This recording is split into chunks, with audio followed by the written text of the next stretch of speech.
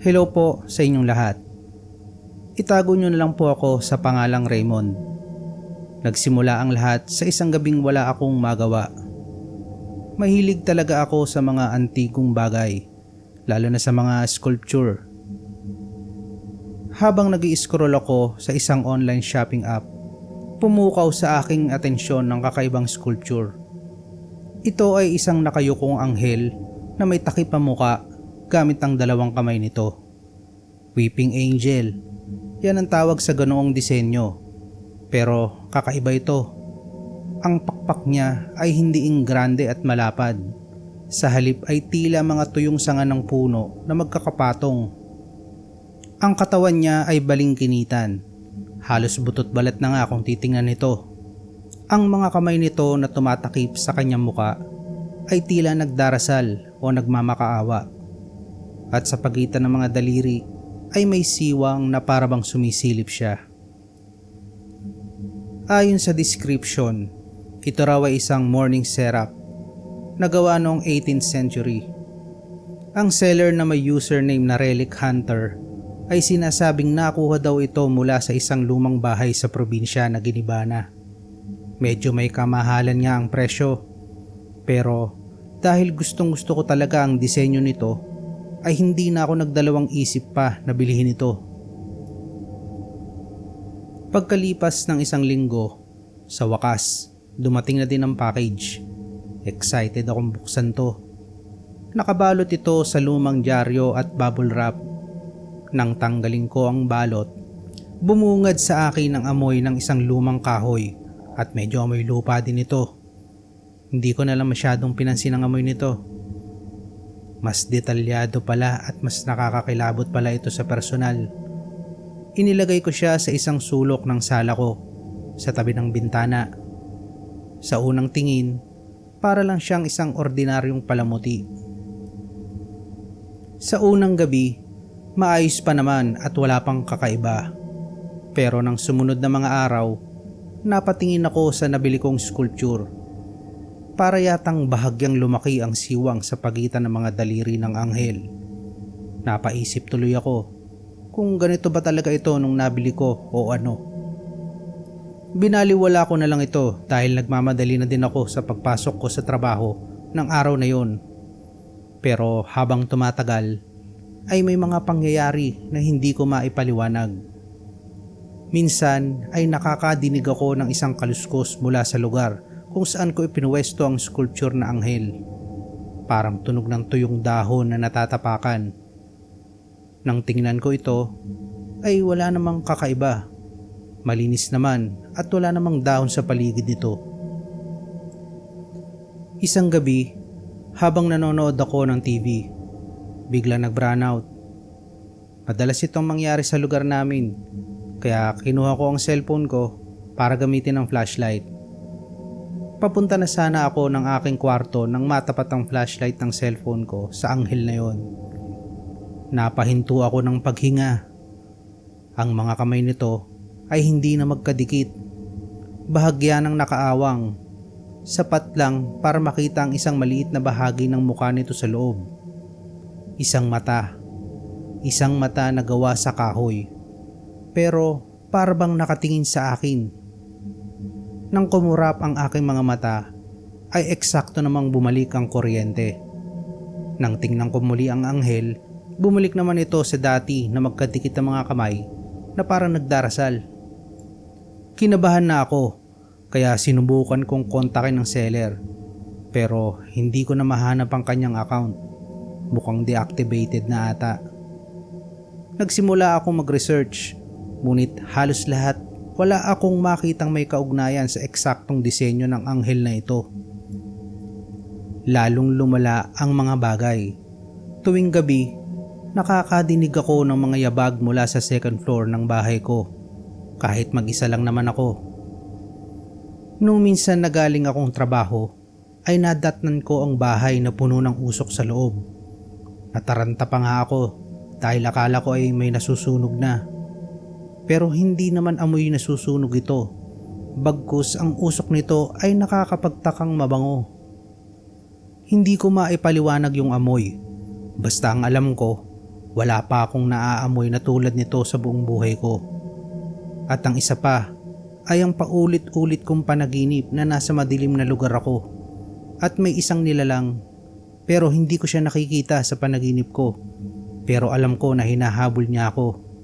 At sa tuwing malapit na niya ako maabutan ay nagigising ako na hingal at basang-basa ng pawis. Ang tunog din ng mga tuyong dahon na nadinig ko noon sa kung saan nakapwesto ang anghel ay kaparehas din ng tunog habang natakbo ako sa aking panaginip. Isang araw, bago ako umalis papuntang trabaho, ay nag-iwan ako ng voice recorder sa sala. Gusto kong malaman kung ano ba talagang nangyayari, lalo na kapag wala ako sa bahay. Pag-uwi ko, ay pinakinggan ko ang recording. Ang naunang ilang oras ay puro katahimikan lang. Ngunit ang mga sumunod na oras sa recording ay may nadinig ako. Isang mahinang tunog, isang paghikbi, isang hikbi ng isang babae. Sinundan ito ng isang boses na parang bumubulong na hindi ko maintindihan ang sinasabi. Tumindig ang balahibo ko sa mga nadinig ko dahil ako lang naman ang nakatira sa bahay ko. Kaya kanino naman nagmula ang mga tunog na ito? Dahil sa takot ko, binuhat ko ang anghel na iyon sa sala at itinago ko sa bodega. Pero nung gabing yon ay mas naging agresibo ang mga pangyayari. May malakas na kalabog sa pinto ng kwarto ko. Napabalikwas ako. Tiningnan ko ito. May mga gasgas sa pinto ng kwarto ko na parang hinampas ito ng isang bakal. At ang mga boses na bumubulong, nadidinig ko na din kahit gising ako. Para bang may isang taong naglalakad-lakad sa loob mismo ng bahay ko. Sobrang desperado na ako sa mga oras na ito, kaya sinubukan kong hanapin uli ang kahit anumang impormasyon tungkol sa pinanggalingan ng anghel na ito. Pero wala talaga. Susuko na sana ako nang bigla ko maisip tingnan yung dyaryo na ginamit na pambalot sa anghel na yon. Ito ay dyaryo mula sa isang maliit na probinsya at may petsang 1950s. Sa isang maliit na article sa seksyon ng obituaryo ay may isang pangalan na pamilyar, si Serafina.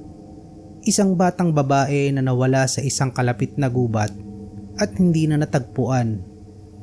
Ayon sa kwento, bago siya nawala, ay kakaibang bata daw ito. Walang kaibigan, basta hindi siya tulad ng mga normal na bata. At kapag kinakausap daw ito, ay walang sagot ito. At ang tanging reaksyon lamang daw nito ay itinatakip ang kanyang mga kamay sa kanyang muka at nakasilip ang kanyang matatalim na mata sa pagitan ng kanyang mga daliri. Mahirap mang paniwalaan ay pumasok sa isipan ko na posibleng si Serafina ang anghel sa sculpture. Kahit na nanginginig ako sa takot, bumalik ako sa bodega para kunin ang anghel. Laking gulat ko nang makita ko ang mga kamay nito ay halos bukas na. At sa loob, sa likod ng mga daliring kahoy, nakita ko ang buong mukha nito. Wala itong mata at ilong. Tanging malaking bibig na nakanganga na parang sisigaw ito. Maya-maya ay isang maitim na usok ang dahang-dahang lumabas sa bunganga nito. Kasabay nito ang pagputoklat ng ilaw at mga salamin sa bahay. Nadinig ko ang isang malakas na tawa ng bata mula sa likuran ko. Napamura naman talaga ako sa sobrang takot. Hindi na ako lumingon at kumaripas ako ng takbo palabas ng bahay. Hindi ko na din ininda ang bubog mula sa mga nabasag na ilaw at salamin. Habang tumatakbo ako palayo sa kalsada, sa ilalim ng poste ng ilaw, lumingon ako pabalik sa bahay ko. Sa bintana ng sala, sa pwesto kung saan ko inilagay ang anghel, ay may nakita akong isang bata. Itinaas nito ang dalawang kamay at tinakpan ang kanyang muka at dahang-dahang sumilip sa pagitan ng kanyang mga daliri at nakatingin sa akin. Sa ngayon, tahimik na ang buhay ko.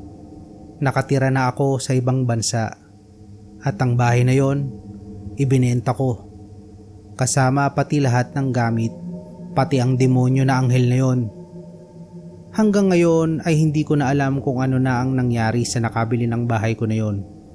At kahit kailan, hindi ko natatangkain pang alamin o puntahan ang bahay na yon.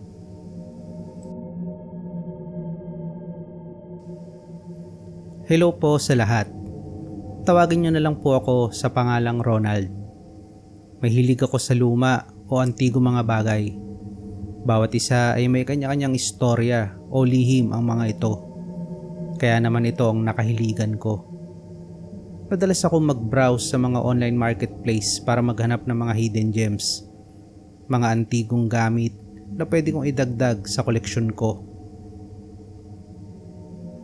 Isang gabi, habang nag-i-scroll ako, ay may isang bagay na pumukaw ng atensyon ko. Isang antigong salamin. Ang frame nito ay gawa sa kamagong na may mga detalyadong ukit na mga bulaklak at baging. Hindi ito gaanong kalakihan. Eksakto lang para isabit sa pader ng aking kwarto. At ang presyo, sobrang mura para sa isang ganoong kagandang pyesa. Agad ako nag-message sa seller. Ang pangalan niya ay Mara. Mabilis namang siyang sumagot. Sabi niya, pamana pa daw iyon sa kanya ng lola niya. Kailangan lang daw niya ng pera, kaya niya ibinebenta. Medyo nagtaka ako kung bakit ganoong kamura. Pero inisip ko na lang na baka desperado lang talaga siya. At isa pa, pagkakataon ko na din ito para makabili ng ganoong kagandang bagay sa murang halaga. Nagkasundo kami sa presyo at sa paraan ng pagpapadala. At pagkalipas ng 3 araw, dumating na ang package. Maingat kong binuksan ng kahon. Wala man lang bubble wrap ito. Buti na lang at hindi ito nabasag. Mas maganda pa ito sa personal. Ang kahoy ay mabigat at solid. At ang salamin mismo, kahit na may kaunting ambon sa mga gilid dahil sa katandaan, ay malinaw pa din. Isinabit ko agad dito sa kwarto ko, sa tapat mismo ng kama ko. Napakaganda talaga nitong tignan. Tuwang-tuwa ako sa bago kong nabili. Pero hindi ko inaakala na ang salamin na ito ang siyang magbabago sa pagkahilig ko sa mga antigong bagay. Nung unang gabi, wala namang kakaiba. Nakatulog ako ng mahimbing. Pero kinabukasan, pagising ko, parang ang bigat ng pakiramdam ko. Parang pagod na pagod ako kahit walang oras naman akong natulog. Binaliwala ko na lamang. Sabi ko sa sarili ko, baka dahil lang sa trabaho o pagod ito. Sa sumunod na gabi, doon na nagsimula ang mga kakaibang pangyayari. Nagising ako sa kalagitnaan ng gabi. Hindi ko alam kung bakit. Tahimik ang buong bahay. Napatingin ako sa salamin. Sa una, sarili ko lang ang nakikita ko na bahagyang iluminado ng ilaw mula sa bintana. Pero habang tumatagal ang pagtitig ko, parang may nagbabago. Ang refleksyon ko sa salamin ay parang gumagalaw. Nananatili itong nakahiga kahit na bahagya na ako nakaupo sa kama. Kinusot ko ang mga mata ko. Baka nananaginip lang ako. Tinignan kong muli ang salamin. Ngayon naman ay normal na. Sumasabay na sa galaw ko ang refleksyon ko. Napabuntong hininga na lang ako at sinabing, "Inaantok ka lang, Ronald." Muli na akong bumalik sa aking pagtulog. Pero ang mga sumunod na gabi ay mas lalong lumala. May pagkakataon na nagigising ako dahil pakiramdam ko ay may mga nanonood sa akin. At sa tuwing imumulat ko ang mga mata ko, lagi akong napapatingin sa salamin. Isang gabi, malinaw na malinaw, nakita ko sa refleksyon ng isang babae na nakatayo sa tabi ng kama ko. Maputla, mahaba ang buhok at nakasuot ng puting bestida na parang luma na. Napabalikwas ako at nagbandaling buksan ang ilaw. Pagtingin ko sa kama ay wala namang babae doon. Walang tao na kahit na sino sa kwarto ko. Tumingin akong muli sa salamin. Refleksyon ko lang naman ang nandun. Sinubukan kong i-rationalize ang lahat. Baka stress lang o pagod. Pero ang mga pangyayari ay naging mas madalas at mas nakakatakot. Nagsimula na akong makadinig ng mga bulong kapag mag-isa ako sa kwarto. Mga salitang hindi ko maintindihan at ang pinanggagalingan ng tunog ay parang nagmumula sa direksyon ng salamin.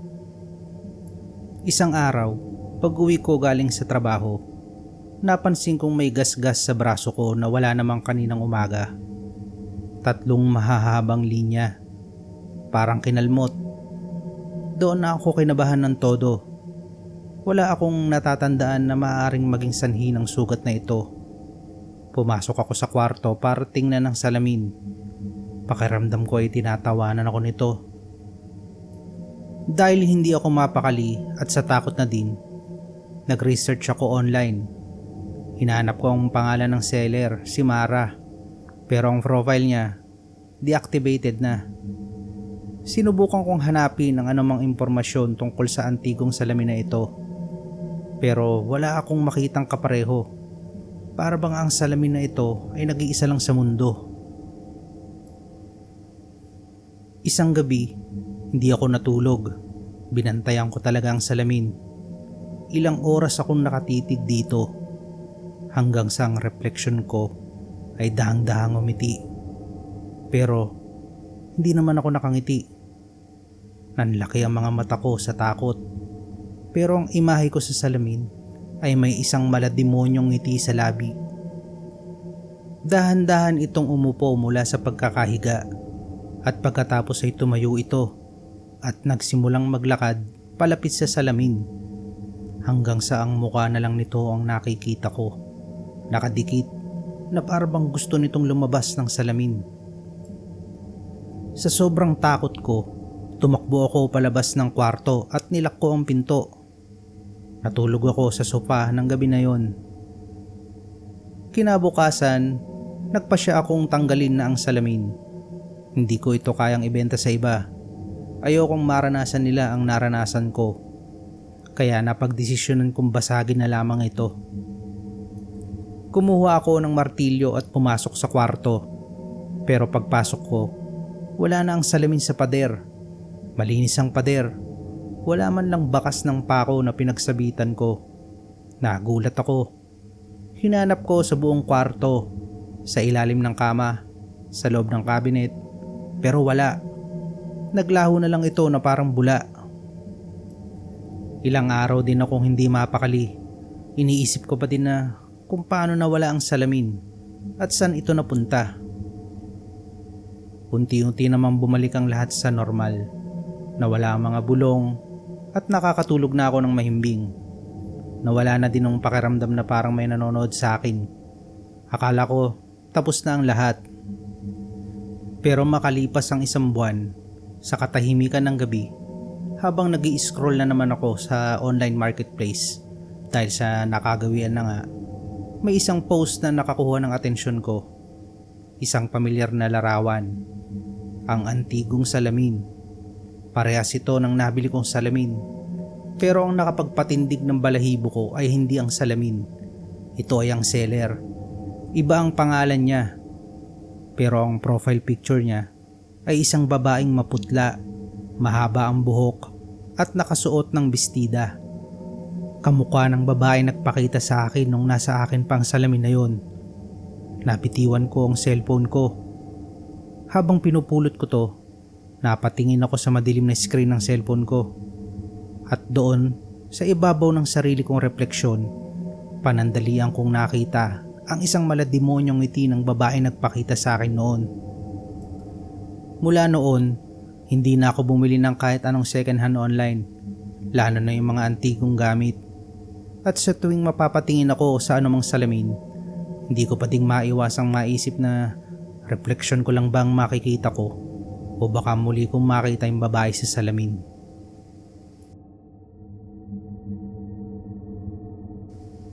Magandang gabi po. Ako po si Agnes. Adik ako sa pag-scroll sa mga online marketplace tuwing gabi. Siguro dahil sa boredom o baka naman naghahanap lang din talaga ako ng kakaibang bagay na pwedeng bilihin. Isang gabi, habang nagbabrowse ako sa isang app para sa mga second-hand items, ay may isang listing na pumukaw sa atensyon ko.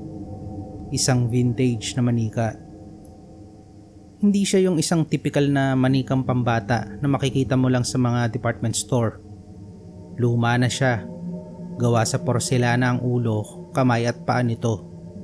Ang katawan naman niya ay yari sa tela. Nakasuot din siya ng isang marangyang bestida na kulay cream. At kahit na luma na ito, mahahalata mo pa din talaga na gawa ito sa mamahaling materyales.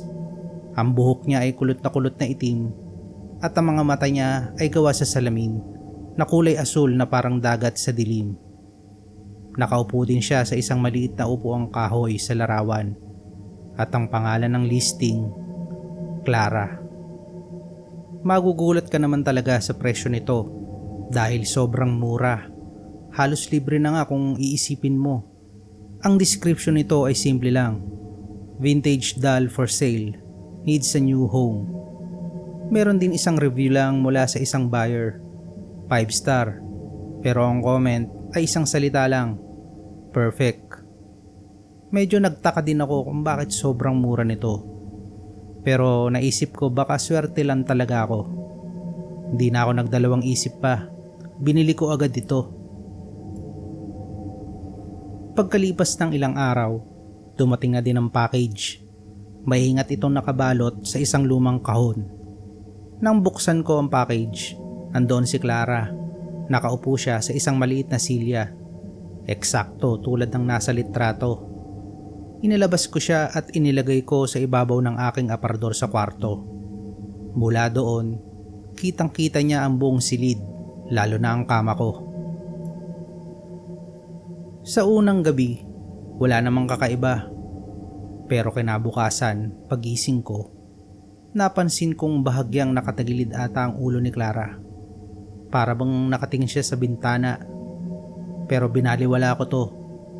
Inisip ko na lang na baka nasagay ko lang ito nung papatulog na ako. Kaya inayos ko na lang ito at ibinalik sa dati niyang pwesto. Kinagabihan, habang nagbabasa ako sa kama, paminsan-minsan akong napapasulyap kay Clara. Parang may kakaiba sa mga mata niya. Sa ilaw ng lampshade, tila kumikinang ang mga ito na para bang may buhay. Pakiramdam ko ay pinapanood niya ang bawat galaw ko. Pero inisip ko na lang na baka imahinasyon ko lamang ito. Ang ikatlong gabi, doon nagsimulang maging katotohanan ng mga bagay na kinatatakutan ko. Nagising ako mga bandang 2:00 ng madaling araw dahil sa isang mahinang tunog. Isang tunog na parang may kumakaluskos na tela. Dahan-dahan kong iminulat ang aking mga mata. Ang kwarto ay madilim sa mga oras na yon at tanging ang ilaw lang sa mga bintana ang nagbibigay ng kaunting ilaw. Tumingin ako sa aparador pero wala si Clara. Nawawala ang manika. Agad akong bumangon. Ang puso ko ay kumakabog ng sobrang bilis. Kinapa ko ang switch ng ilaw sa tabi ng kama ko at binuksan ito. At laking gulat ko nang makita ko na nasa paanan ng aking kama si Clara. Nakaupo at nakatitig ng diretso sa akin. Paano siya napunta doon? Tanong ko sa aking sarili. Imposible at napakataas ng aparador. Sinubukan kong mag-isip ng lohikal na paliwanag. Baka may lindol lang. Pero wala naman akong naramdaman. O baka nahulog lang. Pero kung nahulog naman siya, ay dapat basag na ang ulo niyang porselana. At dapat nadinig ko ang lakas ng pagbagsak nito. Pero hindi. Nandoon siya. Perpektong nakaupo. Nanginginig ang mga kamay ko habang pinupulot ko siya. Nakakapagtaka din kung bakit napakalamig ng manikang ito. Ang mga mata din niya ay tila may buhay na nakatitig sa akin na para bang sinusuri ang bawat sulok ng aking pagkatao. Sa takot ko, itinapon ko siya sa loob ng aparador sa likod ng mga damit ko at pagkatapos ay sinara ko itong mabuti. Buong gabi na akong hindi nakatulog noon. Nakatitig lang ako sa pinto ng aparador at naghihintay ng kung anong mangyayari. Kinabukasan, pagod na pagod ako. Sinubukan kong kumbinsihin ang sarili ko na baka nananaginip lamang ako o baka nag-sleepwalk lang ako. Pero alam ko sa sarili ko na gising ako nung makita ko siya. Pag-uwi ko mula sa trabaho, agad kong tiningnan ang aparador. Binuksan ko ito, pero wala si Clara sa pinaglagyan ko. Hinalughog ko na din ang lahat ng damit ko, pero wala talaga. Lumabas ako ng kwarto at doon ko siya nakita. Nakaupo sa sofa sa sala, nakaharap sa pinto na parabang nag-aantay sa pagdating ko. Dito na ako nagsimulang magpanik. Hindi na ito isang imahinasyon. Totoo na talaga ang mga nangyayari. Kinuha ko si Clara at isinilid ko siya sa itim na trash bag at itinali ko ito ng mahigpit. Lumabas ako ng bahay para itapon ito.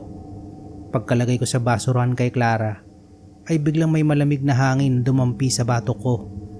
Kahit na hindi naman mahangin nung gabi na yon. Nagmadali akong pumasok sa loob ng bahay. Sa wakas, nakahinga na din ako ng maluwag at tapos na. Pero nagkamali ako. Kinabukasan, araw ng koleksyon ng basura. Nakita ko mula sa bintana na kinuha ng truck ang mga basura. Gumaan ang pakiramdam ko. Ngunit ng gabi na yon, habang nanonood ako ng TV, ay biglang may kumatok sa pintuan. Nag-alinlangan akong buksan. Sino naman kasi ang kakatok ng ganong alanganing oras? Sumilip ako sa peephole. Wala namang tao. Akala ko guni-guni ko lang, kaya bumalik na ako muli sa sofa. Pagkaraan ng ilang minuto ay may kumatok na naman muli.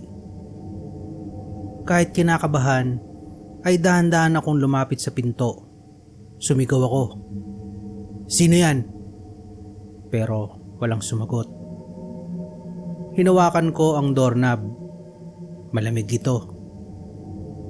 Dahan-dahan kong binuksan ng bahagya ang pinto. Tumingin ako sa labas, pero walang tao. Pagtingin ko sa baba, ay doon nakita kong nakatayo si Clara. Hindi na siya nakaupo. Medyo madumi ang bestida nito, at ang matatalim nitong mata ay nakatitig sa akin. Sa sobrang takot ko, isinara ko ang pinto ng malakas. Isinandal ko ang likod ko dito. Nanginginig ako sa takot. Paano? Paano siya nakabalik? Kinuha na siya ng truck ng basura. Biglang may boses ng bata ang nagsalita. "Papasukin mo ako." Halos himatayin ako sa takot. Tumakbo ako pabalik sa kwarto at inilak ang pinto. Hindi ko na alam ang gagawin ko. Naisip kong tawagan ng pulis. Pero ano namang sasabihin ko? Na tinatakot ako ng isang manika. Tatawanan lamang nila ako. Buong gabi kong nadidinig ang mga kaluskos sa labas ng pinto ng kwarto ko. Mga yabag ng isang maliit na bata. Nadinig ko din ang mga bulong niya at paulit-ulit na sinasabing gusto lamang daw niyang makipaglaro. Sa puntong ito, naisip kong balikan ang online listing. Baka may makita akong clue. Hinanap ko din ang seller. Ang pangalan niya ay Aling Susan. Sinubukan ko itong i-message, pero deactivated ang account niya. Naisipan kong tingnan ulit yung nag-iisang review, yung nagsabing perfect. Pagtingin ko sa profile ng nag-comment na yon, isang simpleng account lang, walang profile picture. Pero meron siyang ibang mga review sa ibang items. At doon ko nakita ang pattern. Pagkatapos niyang mabili ang item at bigyan ng review, ay muling lumalabas ito sa marketplace pagkalipas lang ng ilang linggo. Para bang ipinapasa lang ang gamit na nabili. Biglang pumasok sa isipan ko na paano kung ang pagbili kay Clara ay hindi lang isang simpleng transaksyon. Paano kung ito pala ay isang paraan para maipasa ang kung anumang sumpa na mayroon sa manikang ito? Kinabukasan, nakapagdesisyon na ako. Hindi ko siya susunugin. Hindi ko din sisirain. Dahil pakiramdam ko, lalo lang siya magagalit. Ang kailangan kong gawin ay ang ginawa ng nauna sa akin. Kailangan ko siyang ipasa sa iba. Pinicturan ko si Clara gamit ang aking cellphone at gumawa ako ng listing sa parehong online app. Kinopya ko ang eksaktong description. Vintage doll for sale. Needs a new home. Nilagay ko ang presyo. Mas mura pa kaysa sa pagkakabili ko sa kanya. Ginawa ko na ding libre ang shipping. At sa loob lang ng 1 oras, may buyer na agad ako. At ang pangalan nito ay si Ernesto. Wala na siyang madami pang tanong-tanong at agad niya na akong binayaran. Kinabukasan ay maingat kong ibinalot si Clara sa parehong kahon kung saan siya nakalagay nung unang natanggap ko siya. Bago ko isara, tinitigan ko ang kanyang mga mata sa huling pagkakataon. At sa isang iglap, parang nakita kong kumislap ito. At isang bahagyang ngiti ang sumilay sa kanyang porselanang labi. Nagmadali akong isara ang kahon at nilagyan ko ito ng tape at pagkatapos ay ipinadala ko na ito sa address ni Ernesto. Sa mga sumunod na araw, naging payapa na ang buhay ko. Nawala na din ang mga kababalaghan at nakahinga na rin ako ng maluwag. Pero tuwing gabi bago ako matulog, hindi ko maiwasang maisip kung ano na kaya ang nangyari kay Ernesto. Natapos man ang kababalaghan sa buhay ko, pero alam ko na patuloy pa din ang kung anumang sumpa ang mayroon sa manika na yon. At hindi pa din ito natatapos.